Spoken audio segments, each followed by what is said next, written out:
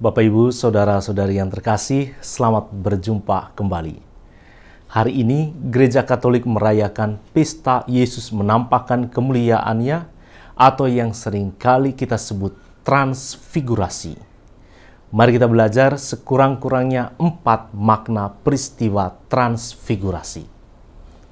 Dalam Injil pada hari Minggu yang lalu, Yesus menggambarkan kerajaan Allah itu seperti harta terpendam.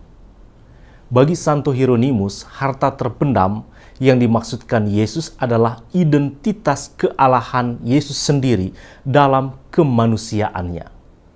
Sebab orang pada zaman Yesus hanya melihat Yesus sebagai Yohanes Pembaptis. Ada juga yang mengatakan bahwa Yesus itu adalah Elia, dan ada pula yang mengatakan bahwa Yesus itu adalah Yeremia atau salah seorang dari para nabi.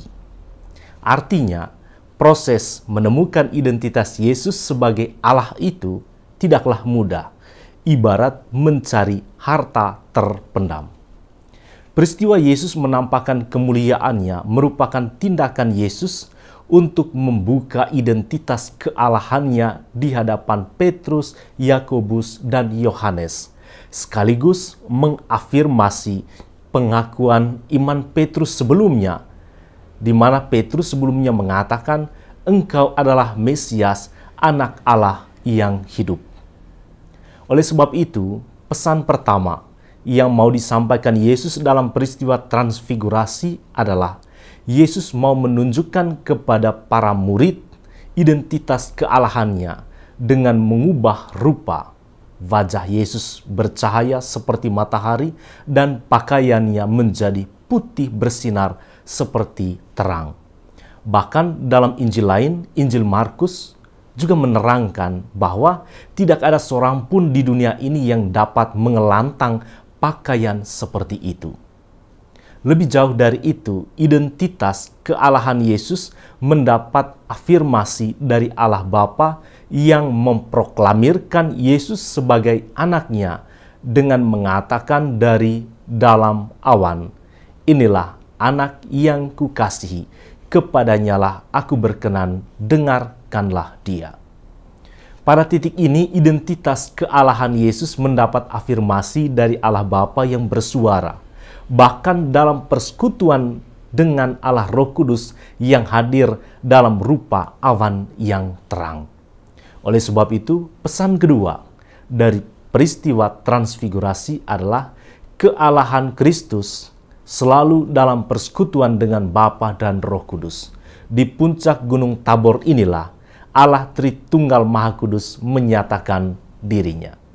Jadi, kalau ada orang yang masih bersikukuh menolak ajaran bahwa Yesus itu Allah, atau masih bersikukuh menolak ajaran tentang Allah Tritunggal Maha Kudus, itu sebenarnya hak mereka.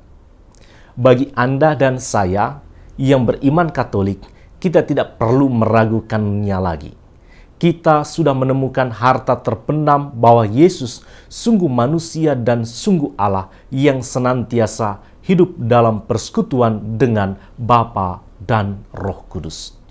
Nah, yang menjadi pertanyaan bagi kita adalah, apakah kita mau pergi menjual segala yang kita miliki untuk hanya memiliki Tuhan dalam hidup kita?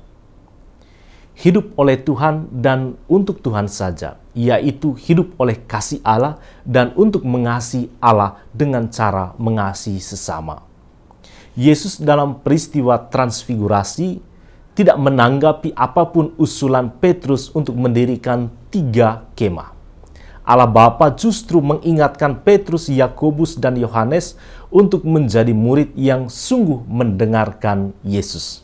Sebab sebelumnya Petrus tidak mendengarkan pernyataan Yesus bahwa Yesus harus pergi ke Yerusalem dan menanggung banyak penderitaan dari pihak tua-tua, imam-imam kepala, dan ahli-ahli Taurat, lalu dibunuh dan dibangkitkan pada hari ketiga.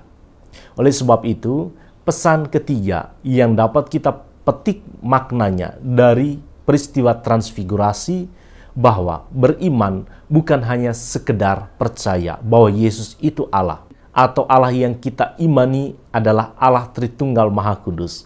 Beriman berarti sungguh mendengarkan dan melaksanakan kehendak Allah. Kalau keberimanan kita hanya diukur pada pengetahuan kita tentang Allah, kita mesti ingat, jauh sebelum manusia mengenal Yesus sebagai Allah, iblis sudah mengetahuinya. Tetapi satu hal yang tidak akan dilakukan oleh iblis, yaitu mendengarkan dan melaksanakan kehendak Allah. Sekali lagi, beriman bukan soal tumpukan konsep tentang Allah, tetapi ketaatan untuk mendengarkan dan melaksanakan kehendak Allah yang menghendaki kita hidup saling mengasihi. Untuk dapat mengasihi, Yesus mengajak para murid untuk turun gunung. Yesus hendak mengajarkan para murid bahwa beriman tidak hanya cukup berada dalam zona nyaman. Beriman tidak hanya cukup menghindari diri dari dosa. Beriman tidak pernah dimaksudkan hanya untuk mengasingkan diri dari pergaulan dengan sesama. Beriman berarti mengasihi, menanggung banyak penderitaan, bahkan siap mengorbankan segalanya, bahkan seperti Kristus rela mengorbankan diri di kayu salib. Oleh sebab itu, Bapak, Ibu, Saudara-saudara yang terkasih, pesan keempat yang dapat kita pelajari dari peristiwa transfigurasi bahwa kemuliaan abadi tidak akan diperoleh secara instan. Misalnya hanya dengan memberi diri dibaptis atau hanya dengan berdoa atau puji-pujian. Untuk dapat berada kekal di puncak tabor abadi, orang harus turun dari puncak tabor perjumpaan dengan Allah. Selanjutnya berbagi sukacita Allah kepada sesama, serta rela berkorban dalam kasih, agar dapat memiliki Allah sang harta terpendam selama-lamanya di kemah tabor abadi di surga. Jalan satu-satunya menuju tabor abadi adalah dengan mendaki puncak Kalvari, di mana kasih dinyatakan dengan semangat pengorbanan. Hari ini, dalam Misa Kudus, kita sungguh menikmati situasi puncak Tabor, seperti yang dialami oleh Petrus, Yakobus, dan Yohanes.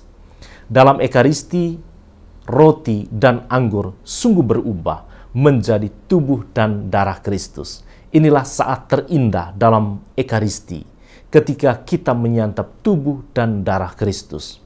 Tetapi di akhir Misa, Yesus mengajak kita semua untuk turun dari puncak Tabor Ekaristi untuk menjumpai sesama dan hidup dalam semangat kasih.